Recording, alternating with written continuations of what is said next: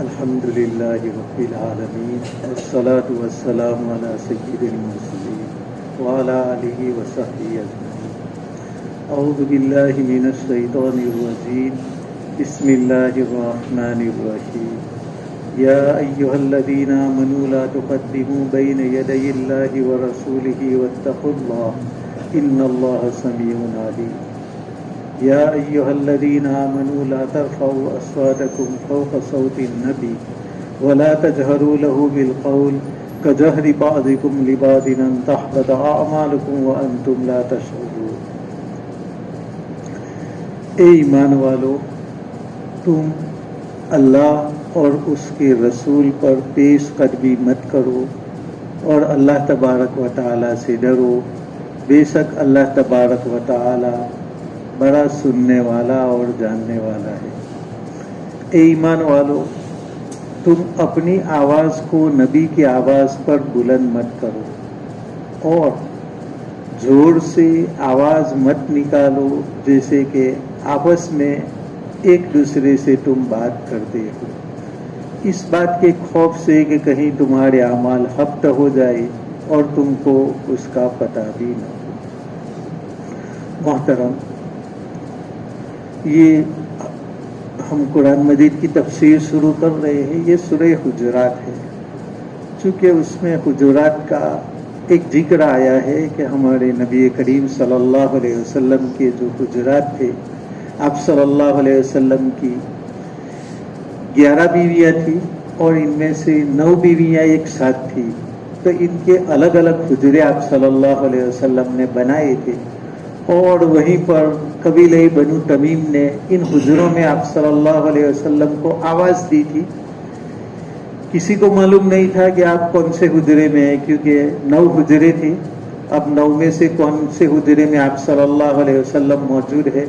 اس لیے دیہاتی لوگ تھے، گاؤں کے لوگ تھے، کوئی ادب تو ان کے پاس تھا نہیں، اس لیے وہ زور زور سے آواز دینے لگے تھے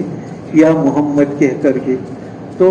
یہ حجروں میں جو آواز دی گئی تھی، اس کے نام سے اس سورت کا نام سورہ حجرات رکھ دیا، اور ایک ادب بتلایا کہ نبی کریم صلی اللہ علیہ وسلم کو پکارنے کا یہ طریقہ نہیں ہے کہ تم یا محمد کہہ کر کے پکارنے لگو، ایک ساتھ تم آواز دینے لگو، بلکہ ادب بتلایا۔ اس میں سب سے پہلے ادب یہ بتلایا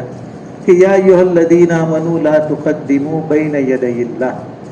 اللہ اور رسول کے آگے پیش قدمی مت کرو۔ اس آیت کے متعدد شان نزول ہے، جس میں ایک شان نزول یہ بیان کیا جاتا ہے کہ قبیلہ بنو تمیم کے چند لوگ آپ صلی اللہ علیہ وسلم کی مجلس میں تشریف لائے۔ اب وہاں پر ایک مسئلہ تھا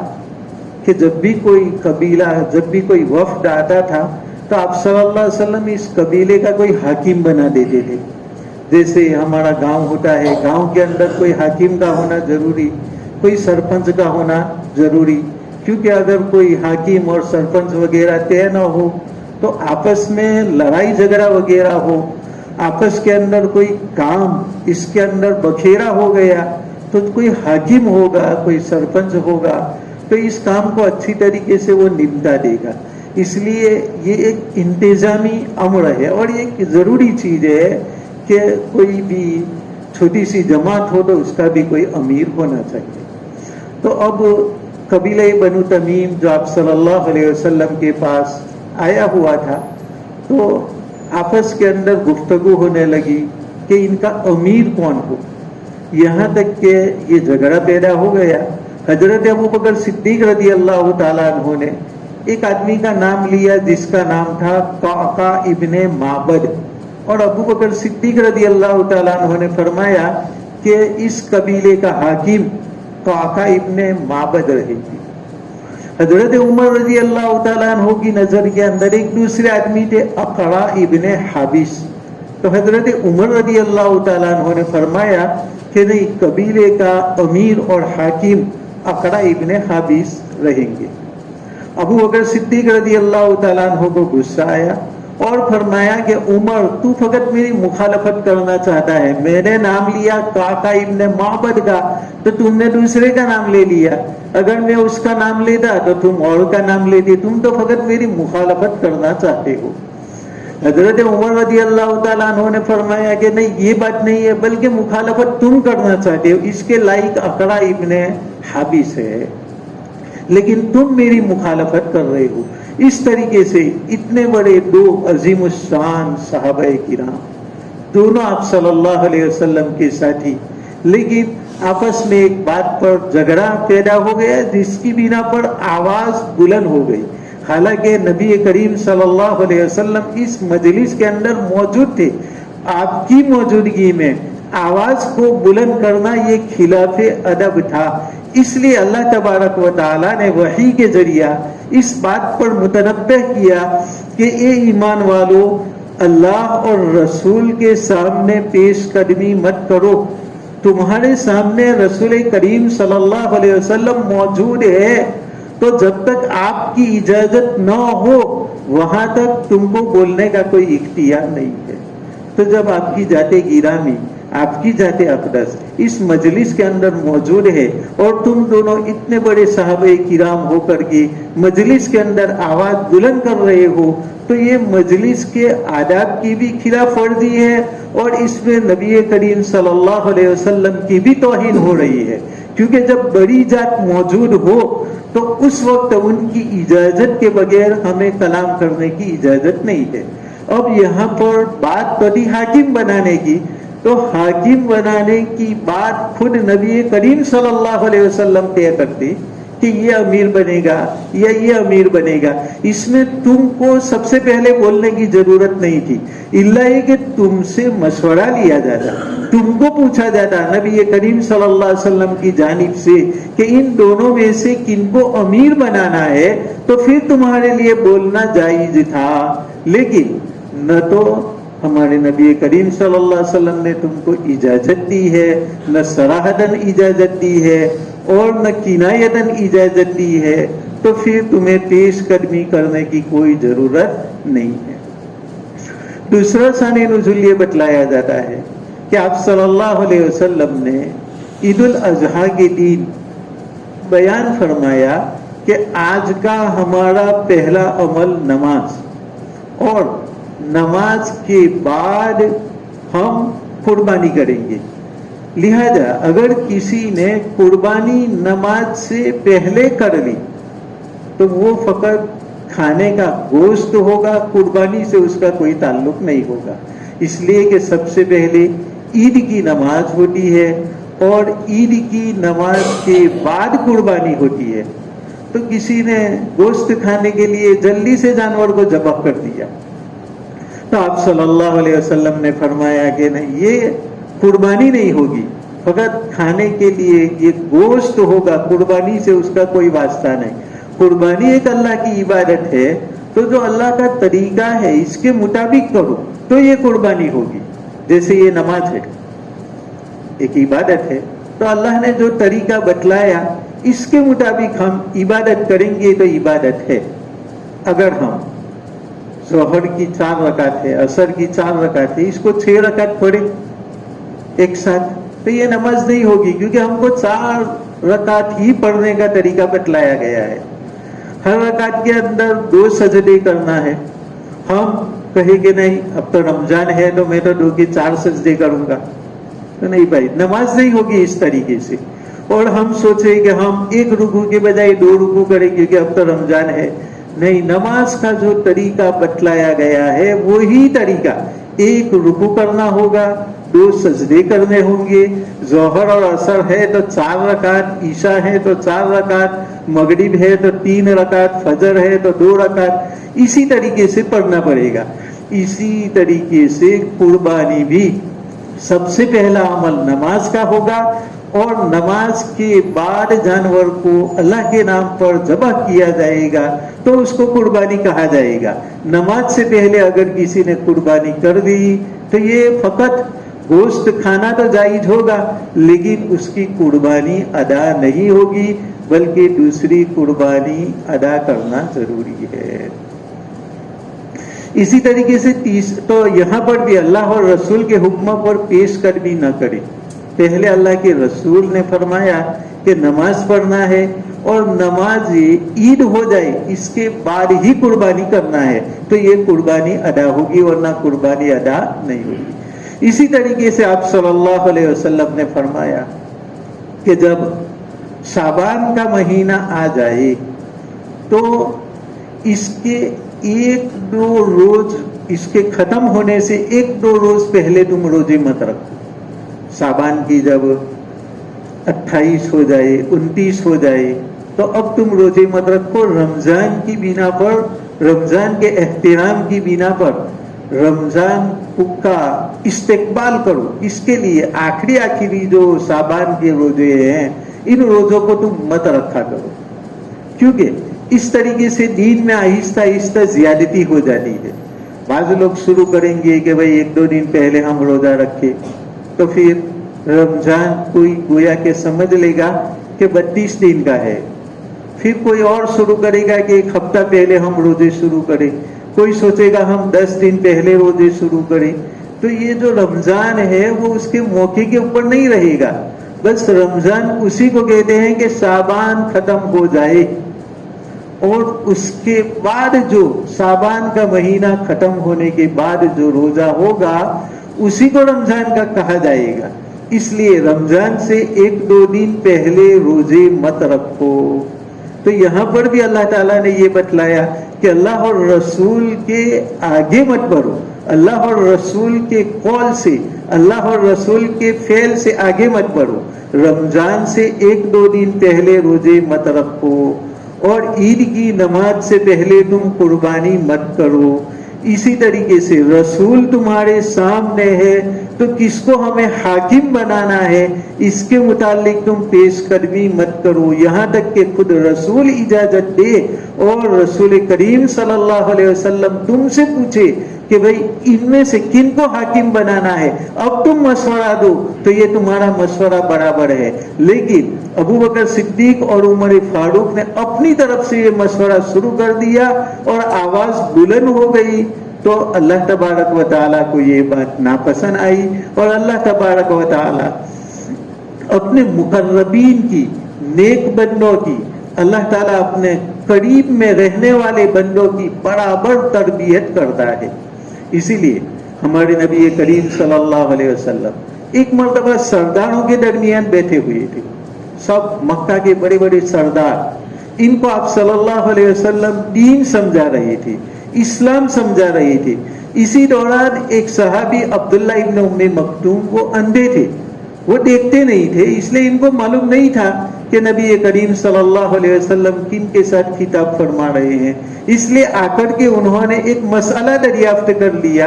اور فرمایا کہ یا رسول اللہ آپ میری جانب توجہ کیجئے اور میرا جواب دیجئے. اب ہمارے نبی کریم صلی اللہ علیہ وسلم چونکہ عرب کے بڑے بڑے سرداروں کے ساتھ محو گفتگو تھی, اس لیے آپ صلی اللہ علیہ وسلم کو یہ بات بری لگی کہ یہ سرداروں کے ساتھ میں بات کر رہا ہوں, اب سردار لوگ یہ سوچیں گے کہ یہ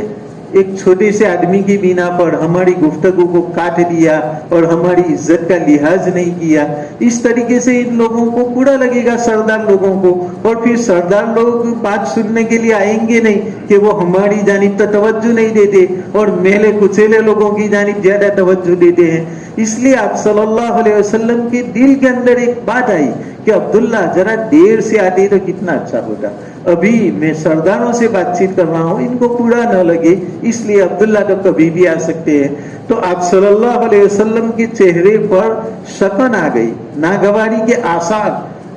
لیکن اللہ تبارک و تعالیٰ کو یہ بات پسند نہیں آئی اور اللہ تبارک و تعالیٰ نے باقاعدہ 30ویں پارے کے اندر یہ آیت نازل کی, عبس وتولی ان جاءہ الاعمی, کہ آپ نے اپنی تیوری کو چڑھایا, آپ نے منہ کو بگاڑا اس بات پر کہ آپ کے پاس ایک اندھا آ گیا. ان جاءہ الاعمی وما یدریک لعلہ یزکا, آپ کو کیا معلوم شاید کہ یہ سنور جاتا اندھا. اور آپ جس کے پیچھے پڑے ہوئے ہیں سردار, وَأَمَّا مَنْ جَاءَكَ يَسْعَىٰ وَهُوَ يَخْشَىٰ فَأَنْتَ عَنْهُ تَلَهَّىٰ, اور یہ جو آپ جن کے ساتھ گفتگو کر رہے ہیں یہ تو آپ کی جانب توجہ بھی نہیں دیتے اور ان کو کچھ آپ کی بات کی پڑی بھی نہیں ہے، ایسے لوگوں کی جانب آپ متوجہ ہیں۔ انجا غلاما وما یدریک لعلہ یزکا، یہ اندھا چاہے اس کو مجلس کے آداب کا پتہ نہیں ہے لیکن وہ ایک مسئلہ دریافت کرنے کے لیے آیا تھا اور اس کو معلوم نہیں تھا، اندھا ہونے کی بنا پر وہ دیکھتے نہیں تھے، اس لیے مسئلہ پوچھ لیا، اپنے منہ بگاڑا، حالانکہ وہ آدمی سنورتا تھا کوئی مسئلہ دریافت کر کے۔ وَأَمَّا مَنْ جَاءَكَ يَسْعَىٰ وَهُوَ يَخْشَىٰ فَأَنتَ عَنْهُ تَلَهَّىٰ، کہ آپ کے پاس دوڑ کر کے آیا ہے اور شوق سے مسئلہ دریافت کرنے کے لیے آیا ہے، آپ ان سے غفلت برت رہے ہیں اور جو آپ سے پہلو تہی کر رہے ہیں آپ ان کی جانب توجہ دے رہے ہو۔ یہ اللہ تبارک و تعالیٰ نے ادب سکھلایا کہ اپنا آدمی ہو، مسلمان ہو اور وہ کوئی مسئلہ دریافت کرنے کے لیے آئے تو اس کو مسئلہ بتلانا ضروری ہے۔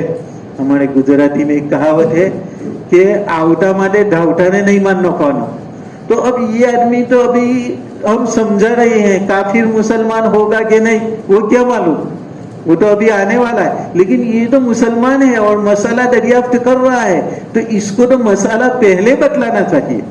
لیکن آپ نے ان سے منہ چڑھایا عبداللہ ابن ام مکتوم سے، یہ برابر ہے نہیں۔ تو اللہ تبارک و تعالیٰ نے اس طریقے سے ادب سکھلایا کہ ایک طرف غیر مسلم کو ادب سکھانا ہے اور ایک طرف مسلمان کو مسائل بتلانا ہے، تو مسلمان کو بتلانا اہم ہے اس لیے کہ وہ اس مسئلے کے اوپر عمل کرے گا اور اس میں اگر غلطی کرے گا تو وہ گنہگار ہوگا، اور یہ آدمی تو ابھی مسلمان ہوا نہیں ہے، معلوم نہیں مسلمان ہوتا بھی ہے کہ نہیں ہوتا ہے، اس لیے پہلے توجہ دے جو مسلمان ہے ان کے اوپر۔ تو یہاں پر بھی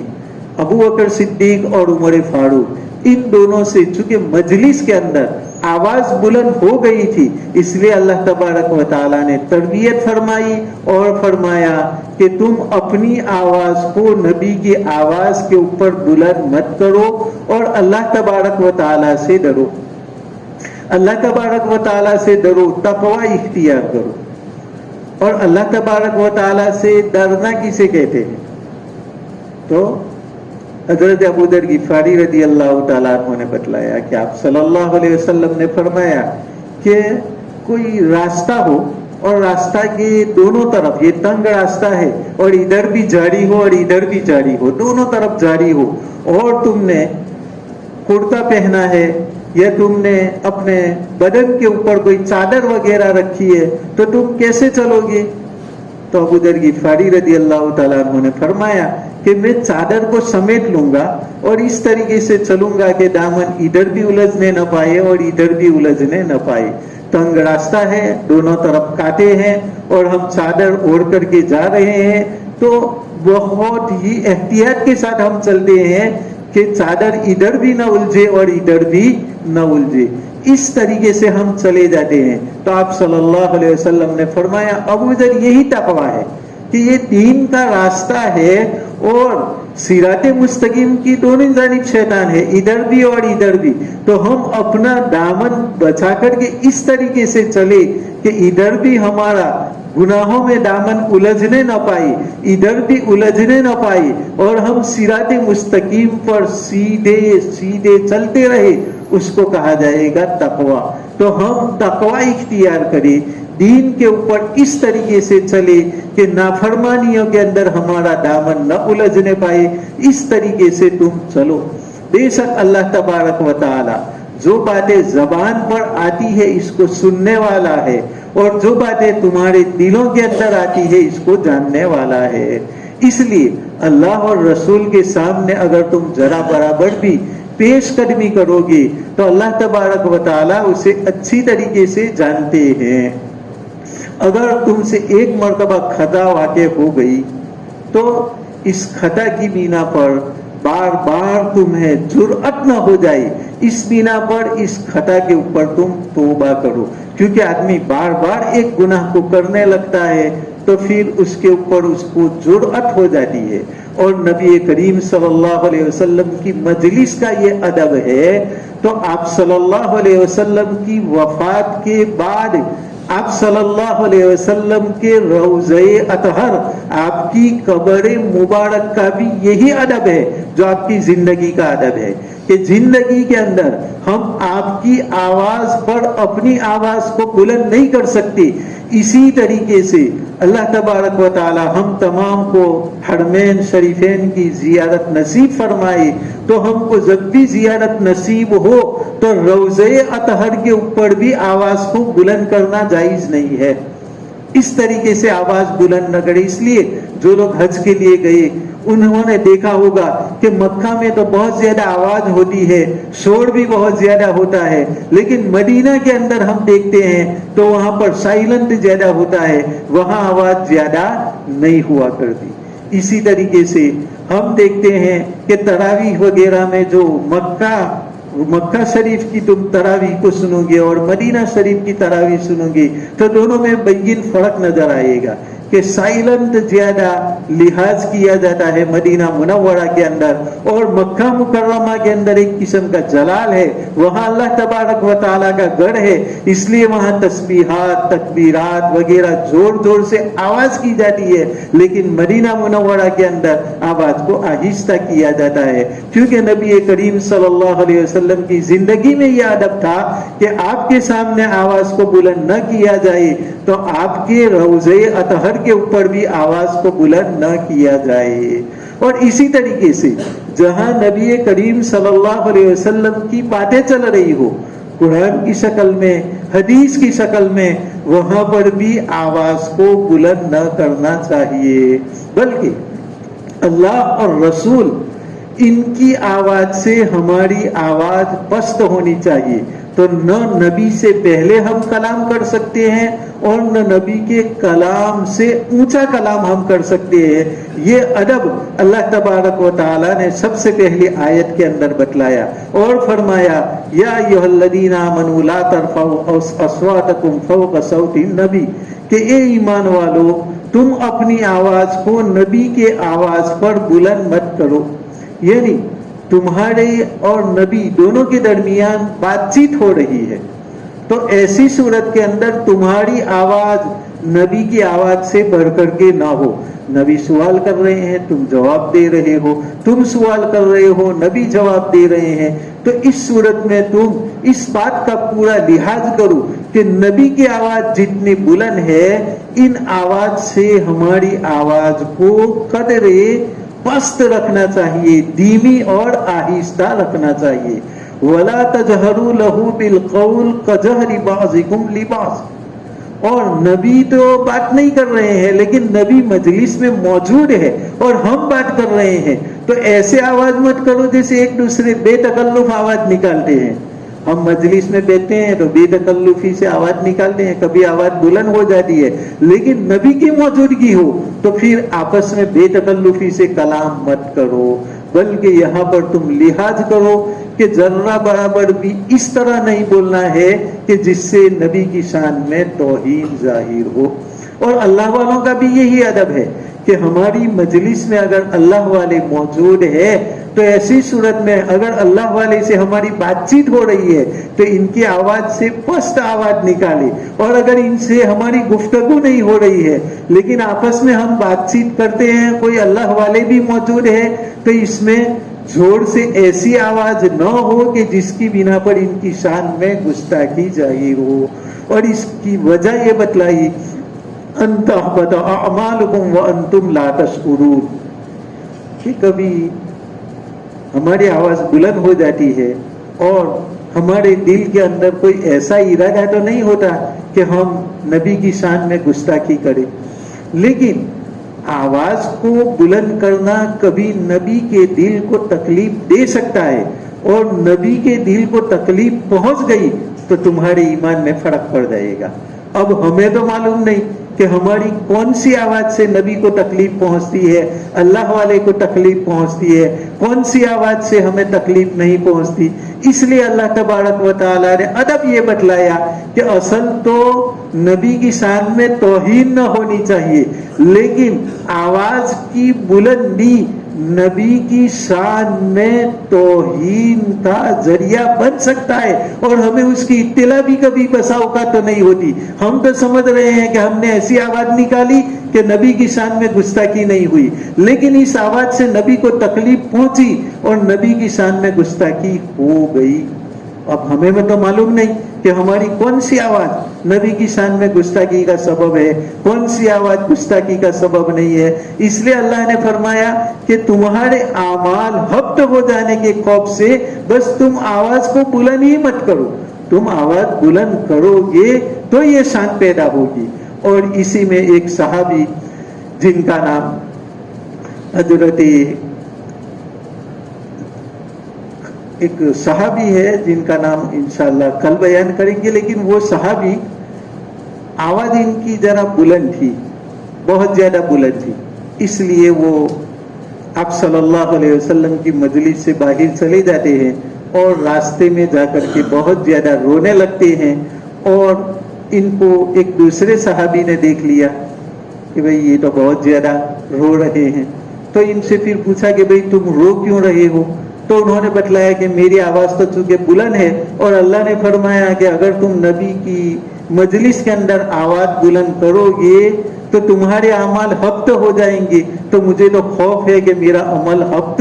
हो गया। तो ये सहाबी फिर आप सल्लल्लाहु अलैहि वसल्लम के पास जाते हैं और ये इस सहाबी की शिकायत को बयान करते हैं। फिर आप सल्लल्लाहु अलैहि वसल्लम इनको समझाने के लिए इनको बुलाते हैं। इंशाअल्लाह उसका वाक़या आइंदा कल बयान करेंगे। 25 को हम पूरा कर देते हैं। अल्लाह तबारक व तआला हमें कही सुनी बातों पर अमल करने की तौफीक अता फरमाए और कुरान मजीद के साथ अल्लाह तबारक व तआला हमें खास शगफ अता फरमाए और कुरान मजीद को समझने की खास हमें तौफीक अता फरमाए और दिल के कानों के साथ सुनने की तौफीक अता फरमाए। वसल्लल्लाहु तआला अला सय्यिदिना मुहम्मदिन व अला आलिहि व सहबिहि अजमईन बिरहमतिका या अरहमर राहिमीन। सुब्हानल्लाहि व बिहम्दिही सुब्हानकल्लाहुम्मा व बिहम्दिका व अशहदु अल्ला इलाहा इल्ला अंता नस्तगफिरुका।